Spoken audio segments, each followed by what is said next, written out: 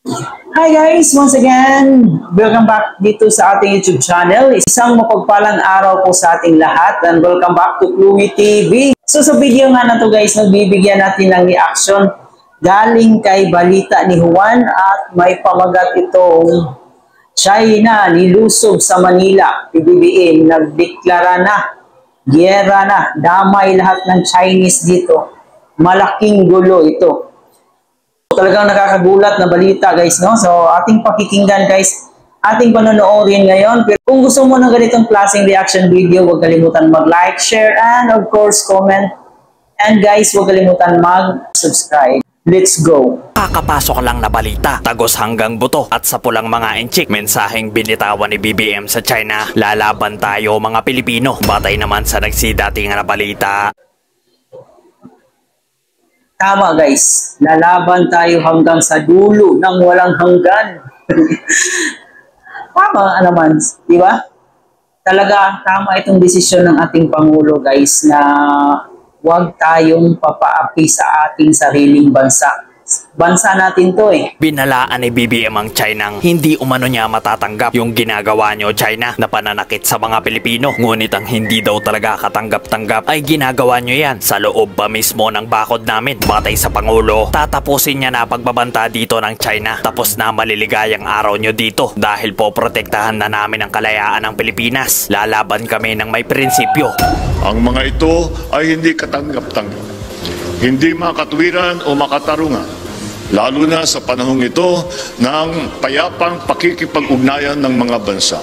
Tulad ng pinamalas ng ating mga dakilang ninuno, hindi tayo dapat magpasupil at magpaapi, lalo na sa loob ng ating sariling bakuran. Naway, mapagkunan natin ito ng pang-ibayong kamalayan, tapang at lakas ng loob. Higit sa lahat, naway patuloy nitong pagtibayin ng ating pagkakaisa at ang ating pagiging makabansa. Ours is a complicated world today. Tama yung sinabi ng presidente natin guys, di ba? Yung mga bayani nga natin noon, nagbuwis ng kanilang buhay para sa ating bayan. So I think ito na yung oras, ito na yung panahon na ipakita din natin ang ating pagmamahal sa ating sariling bansa. But we must not yield.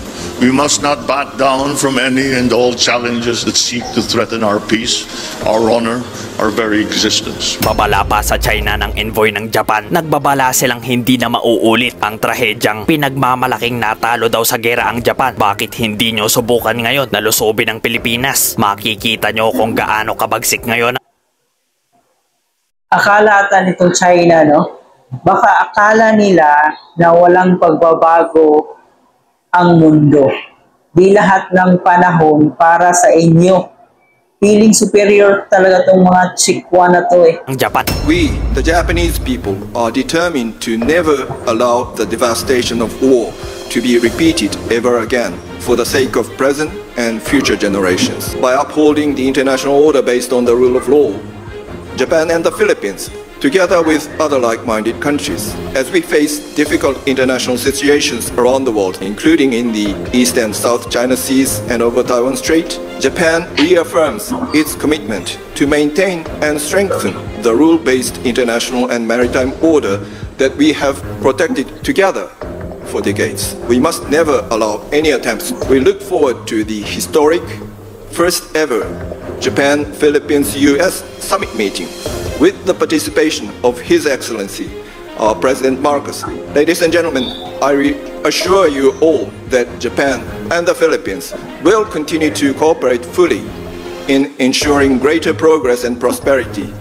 for all nations and the world at large in times of both crisis and prosperity. Ngunit buwelta ng China. Ito din yung panahon guys na dapat ipakita din natin sa ating mga kaalyansang bansa na hindi tayo basta-basta magpapaapi ni sino man, di ba? Buti na lang meron tayong presidente guys na hindi takot sa China.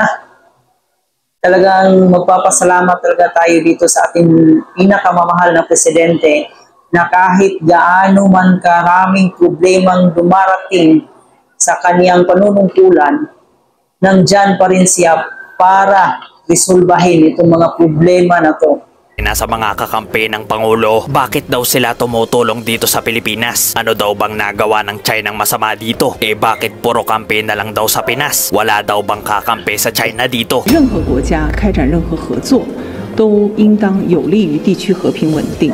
我们反对拼凑排他性的小圈子。 Teka lang, mga kampi ng China?